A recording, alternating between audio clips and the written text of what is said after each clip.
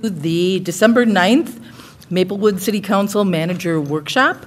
City Manager Coleman, would you do our roll call for us? Absolutely. Councilmember Neblett. Here. Councilmember Juneman. Here. Councilmember Knudsen. Here. Mayor Abrams. Here. And just note that Councilmember Smith is not with us. Okay, thank you. Any additions or corrections to the agenda? I know that we have an item that we want to add to the agenda so that we're just kind of moving things around a little bit. So I would suggest adding, under number 3, new business, the closed session, which we had noticed we were going to do at the end of our council meeting today. And we would be closing the meeting pursuant to Minnesota Statute 13D.05, Subdivision 3B, to discuss pending litigation. Do I have a motion? Any other additions? Do I have a motion? Move to approve the agenda as adjusted. Second. Moved by Knudsen, seconded by Neblett. Motion to approve the agenda as updated. Any further discussion? All those in favor? Aye. Motion passes. We have no unfinished business tonight, so let's get right to ClearGov financial transparency. And I believe this is going to be Ms. Pulseth, our finance director. Thank you, Mayor Abrams and Council. Can you hear me okay? Yes. This? Okay. Thank you.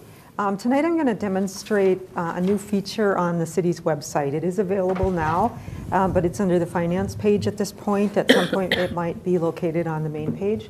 So the city's budget is also available on our website, and we've been trying to find a way to make the city's budget and financial information more accessible and more understandable and usable to the citizens, and in a more transparent way and in a cost-effective manner. So we've been working on this all year. We started it at the beginning of the year and had to put it aside during the budget sessions, and we've just kind of finished it up and are ready to really ready to launch it here pretty soon. So if I could get the laptop up on the screen rather than the budget PowerPoint, get the laptop up there.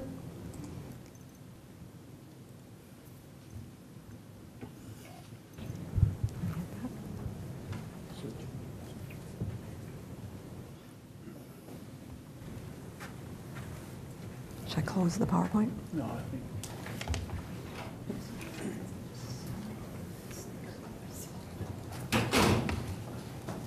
Any good demo. You gotta take the slides down first.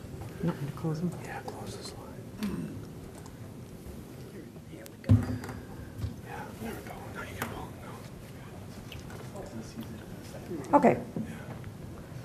So on the city's main website, right now to access it, you can go to the finance page, which is right here. I already have it open, so I'm just going to move over to it. So this is called ClearGov, and it's our financial transparency portal. This is the overview page or the main page.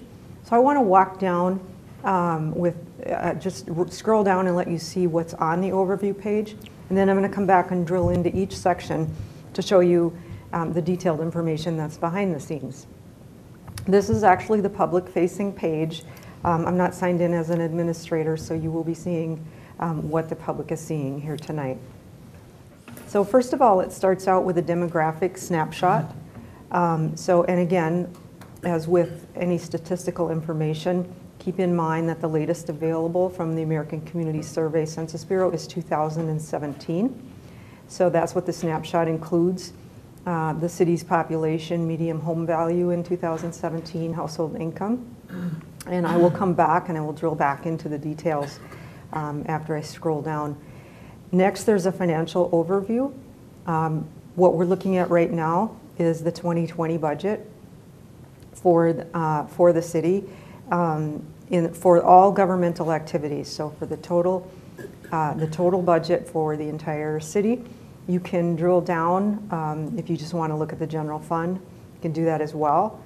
I'll come back and show you some other capabilities in the breakdown keys. I'll keep scrolling down just to, I'm going to bring this back to governmental. There's also a debt page. This is the overview of that, and it shows the debt over time. You can see where we're at right now at 55 million. It shows our progress over time. And there's also a portal for projects. And so this isn't completed yet, but I will drill into it in a little bit and show you what the capabilities are. We've got some preliminary information about our new fire station, and this is a map just showing where the location would be.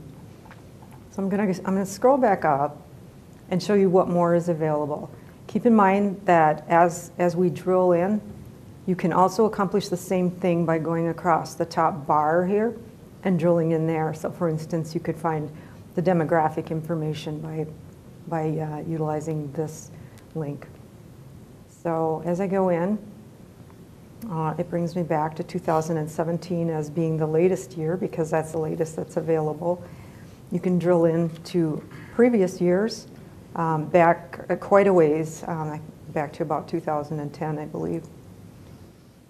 I'll stay in 17. And just some different charts and graphs showing here the population growth rank is 1,067 out of 2,635 municipalities in Minnesota. Keep in mind that they're also including townships. As you know, there are only about 865 cities in Minnesota. So they're also including all the townships in the state. Daytime population, age group, households, just basically some census and demographic and economic information, household income, comparisons, with the state average, housing, renting and owning, values of homes, the home value distribution, with the median in this year being 198.4. So that's about it for demographics. So we go back and I'm just going to go back and drill rather than. So the financial overview, I'm going to stick with government-wide so that we're just going to look at the total budget. We can go in and look at the breakdown. So what this is showing us is the 2020 revenues. That's the total budgeted revenues. You can go back into as far back as, I think it's 2010 or 11. I can't remember how far we went back, but this information is budgeted. Actual information is available from 2017 and prior, and I'll explain that in a little bit. So this is the 2020 budgeted. If you go to 2019, you'll see the 2019 budgeted. If you go to 2018, what you're going to see is budgeted, but that will be changing shortly. Okay, so 2020 gives you the breakdown, and then it drills into each section. So taxes are 32% of total government-wide revenues, and it will give you a breakdown of that. So it'll tell you how much of it is property taxes, how much of it is miscellaneous taxes, how much of that was special assessments. And then to go a little bit further, if you want to find out a little bit more about what the miscellaneous taxes are, it will actually drill into the general ledger detail and tell you which fund and account number. And that's as far detailed as we go, and we can talk about that a little later. Then I want to show you another feature that's available in both the revenues and expenditures, and that's benchmarking. There's a note here that says 2020 peer benchmarking is not yet available. The reason is, and we talk about this quite a bit at our budget sessions when I do benchmarking, they are using our state auditor information so that they can compare with other cities. So that the latest information available is 2017. 2018 will be available very shortly, so that's why I said that's going to be updated soon. Another thing to keep in mind is that we are using what we call ClearGov categories, because that means that we're doing that state-to-state comparison. We can also do our own native categories because we may express things slightly differently than when the information gets submitted to the state auditor, and I'll talk about that. Just for now, we're going to stick with ClearGov categories. So we looked at the breakdown, and we can also click here to see the most recent peer benchmark analysis. I'll do one revenue, and then we'll go into expenses. So if we drill in there, it takes a little bit here to. You get a chart showing, and again, this is the ClearGov default group. They've picked some cities that they felt are good comparisons in Minnesota. We've got Fridley, Roseville, Hastings. Then they've got a bell chart. And then these are the cities that they're showing comparisons with, and they're giving information about population, home values, and distance, and they're all metro cities. We have our own kind of special group that we benchmark. A lot of it is similar, but it's not exactly the same. So you can actually pick that one. And then that's the one that I typically show you at budget time. So you can see where Maplewood fits in tax revenue. It also shows taxes per capita and what percent it is higher or lower than similar cities. And down here it'll show a state average, but keep in mind that's the entire state, so every little township. I don't know if it's super useful, but it is in there. So anyway, the benchmarking feature is kind of neat. So I'll go back to revenues, and I think I'll move on to expenditures now. You can also drill into it from the overview page. Going back to 2017, just so I can show you the same thing. It's showing what the expenditures are. We see public safety is 19% of total governmental expenditures. We'll view the analysis, and then again, it shows us some comparisons with other cities our size. I can't really get into the details of how we might compare from city to city and how things could be different tonight. Just for now, just that it is available, and our own benchmarking is available out there. There are definitely some differences between cities as to how things are recorded. There's a little bit more, it's a little bit more normative under the ClearGov default because that is state auditor information, but it should be fairly similar. And again, those are the towns that we've included in our benchmarking categories. And again, showing the per capita and percent higher or lower and the ranking out of X amount of municipalities. So I'll go back to the main page, and when you go to 2020, you will be seeing the city's 2020 budget. When you look at this chart, 19 and 20 are budgeted because actual isn't available yet. And again, you can, if you're interested in just the general fund or the capital project funds, you can do that as well. So we've looked at revenues, expenditures, demographics. There's another section for projects. This section is not done, and it will actually be turned off the public-facing page tomorrow, but I wanted to leave it on here to show you what can be done with this. So what we have done is we have started, we think this will maybe be a good way for citizens to track information about our projects. So we've started a fire station project, and there's a map, and you drill into that, and we just have a picture of the fire station and a brief description, but we can put whatever information we want out there about the about the proposed new fire station. We can link supporting materials. We can have a map attached. We can put in a project budget. We've just put in some raw numbers that this will be updated. And then the progress to date, we can do that. We can update that as the project moves along and how close it is to budget and timeline. There's a chart that will show expenditures over time. Again, these are for illustration right now. Project management, that's the project manager, I guess. But we will have a project manager, and you know, a picture and an email. It was ClearGov humor. It does. And we will be able to show at what phase the project is in, and we can change these phases to whatever we need to call them. So that's more information here about the timeline, about the projected timeline and any updates to it.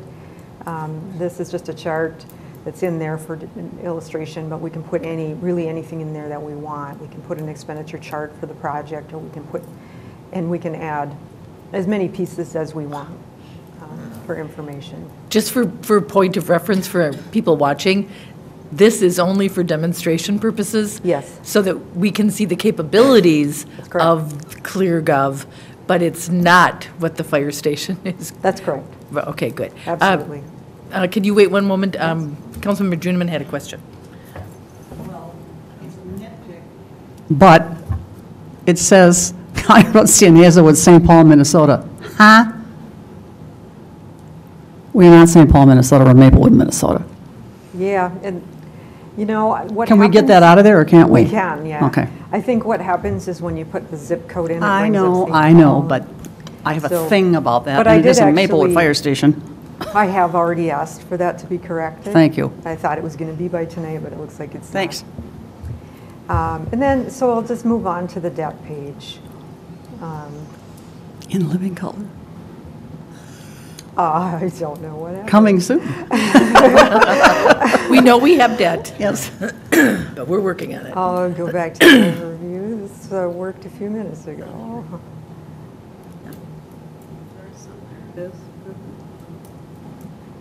Well, isn't that interesting? So anyway, the debt page does show, there it is. It just must have taken a little while to boot up. Who was scratching its head? That shows the breakdown of what type of debt, improvement bonds, tax abatement bonds, outstanding debt. And then it just breaks each one of them down. So our improvement bonds are 40 million, and it shows per capita per year. And the various different types of debt, it just shows the breakdown of those. And add all those together, and it'll give you a per capita per year for the total. And then you can move back several years and look at the same scenario. So the last section is the department section, and we do not have this one done yet either, but it's the dashboards. So this will be turned off until we're ready to meet as a group and decide what we really want out there. But what I did with it is I made up a page for the police department and basically kind of mirrored what was in our budget document. So we've got a picture of the director and the mission statement of the department and their goals and key outcomes and performance measures and strategic plan objectives. And we put in a chart, an organizational chart. We can put in, you know, whatever kind of chart you want, and pictures of the sergeants, whatever we want in there we can. I put a copy of the last community survey that we did as far as the overall feeling of safety in the community. Those are the kinds of things we can do. We can make it, you know, as robust as we want it to be. But I think we need to really meet as a team and talk about what we really want out there, if we want anything out there, and hear what your thoughts are tonight on that section of like what you'd like to see out there. So that was very, very quick, but at least it gives you kind of an overview of what it can do. It takes a little bit to get used to all the different drill downs and the different buttons.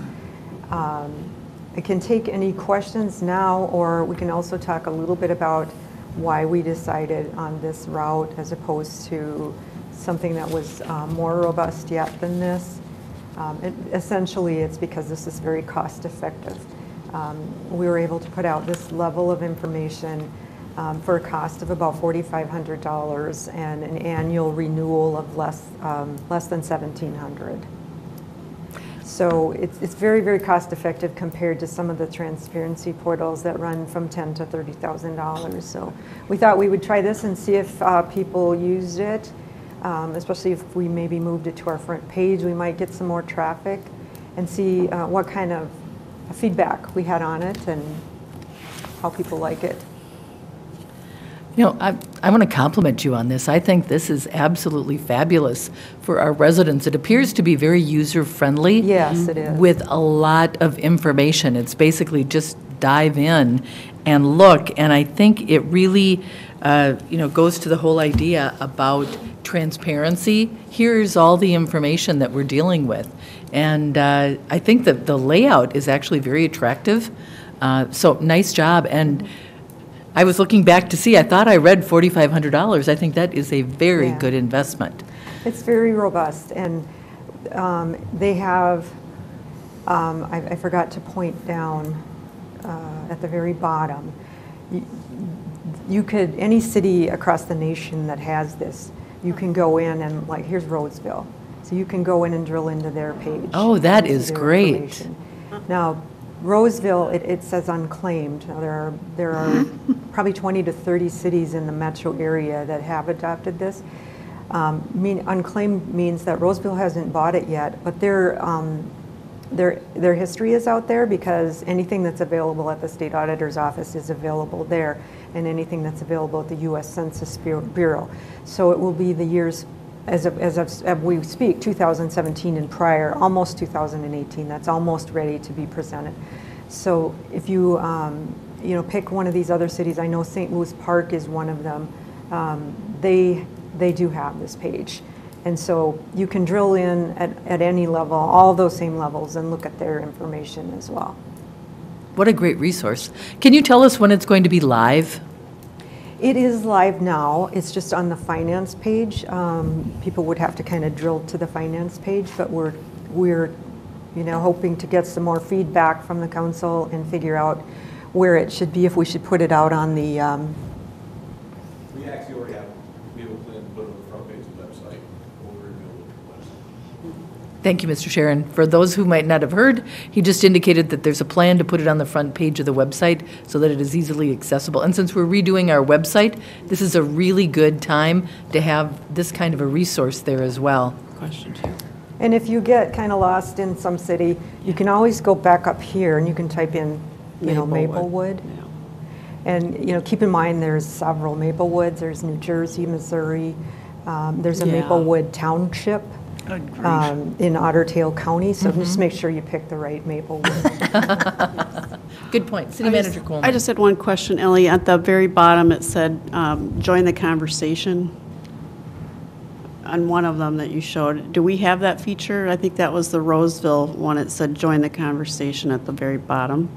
Oh, yeah, there will be. Okay. There are places in the expenditures and revenues Okay. for, especially if you drill in, Okay. where we can make comments. Where you can make comments, where anyone can. That's sort of my question. We can turn that piece on. We just haven't yet. My question is, who would be monitoring that and addressing That's why we those? haven't turned that on. Okay. Yeah. We're still working it out, it sounds We like. don't have the answer to that yet. So I knew that, Ellie, tonight with the budget meeting, I just thought this was a good time to show you another tool that we're going to put in the toolbox to communicate with our residents. I think it's a great resource. So, yeah, there are places to comment as well, but they don't seem to be popping That's up good. here tonight. I'll have to call in about that. So, any other questions? No? I think we're, Councilmember Neblett. I do. Thank you, Mayor. I think this is great and really, really easy to understand. Is there a place on here, however, when you talked about the debt in particular, is there a place on here for definitions? And I'm thinking of just, are we in debt? Are you in the debt area? So what does per capita mean? That's a good question. Do you know what I mean? And when I have them turn the comment section back on, because it's turned off right now, it allows the administrator, which is me, Joe, Michael, we can go in and make comments, and it shows our little picture and our name right next to it. And so then we could make those comments. We could define per capita right below here. That'd be great. But we do have to turn that back on. Sure. We have it turned off right now just because we didn't want to start making comments at this point. So I really like it, though. It's Yeah. really nice. It's, Excellent. you know, for the money, it was, Thank you, Ms. Paulseth. you're welcome. The next presentation is Special Assessment Policy Revision. That is going to be Mr. Love. Good evening, Mayor and Council. So tonight, we do have proposed revisions to the special assessment. We're looking to gather feedback from both the mayor and the council here on this. So as you might know, Minnesota Statute 429 grants the city the ability to use special assessments for capital improvement projects, and it's one of our funding sources. So it's not the only funding sources on our project, but it is one of them. The current policy was adopted back in 2010. City staff and the city attorney have been working together on reviewing the policy. We wanted to clean up some language. We wanted to change some definitions. We really wanted to, the big goal was to make sure we're matching what the state statutes allow us to do. Two of the things that I want to point out is we did remove engineering standards out of there because this is an assessment policy, and having engineering standards in there doesn't really make a lot of sense. The biggest change to this has to do with deferments.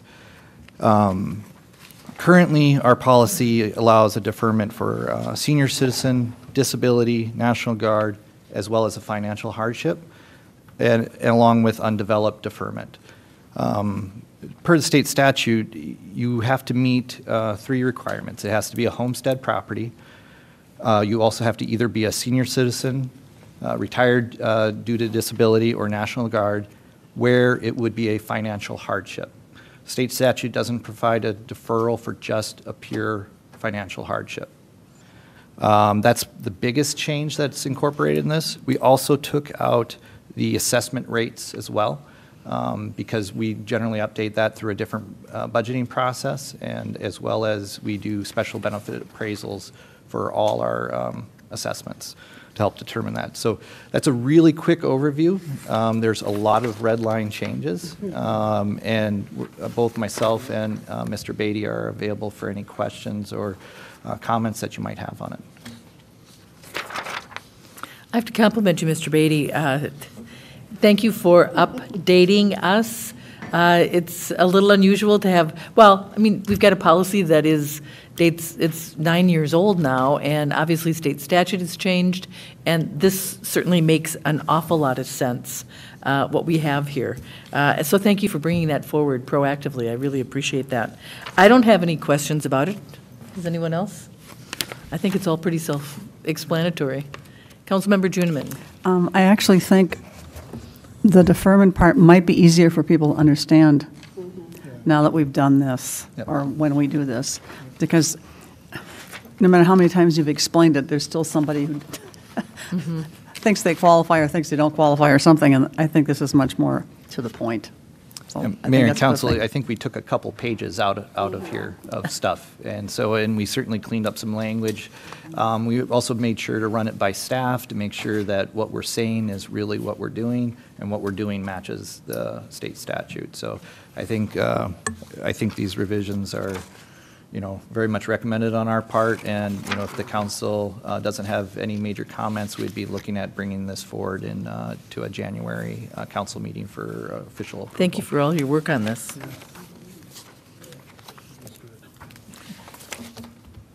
Okay, and with that, we need a motion for number 3 under new business.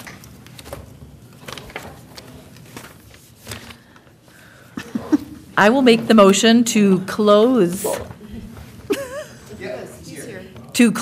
the workshop pursuant to Minnesota Statute Section 13D.05, Subdivision 3B, for attorney-client privilege discussion regarding pending litigation, MythLive 2, Inc. versus the city. Second.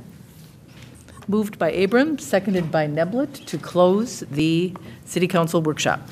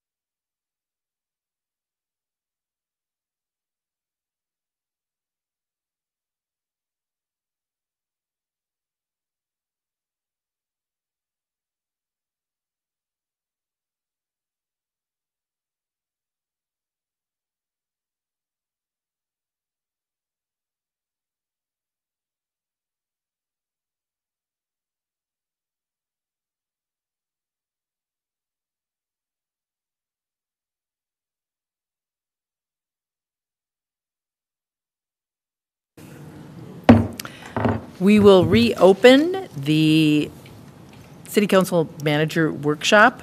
We came out of closed session. We met with our attorney concerning the litigation between Myth Live 2 and the city. And after this, we have no further agenda items, and so I will adjourn.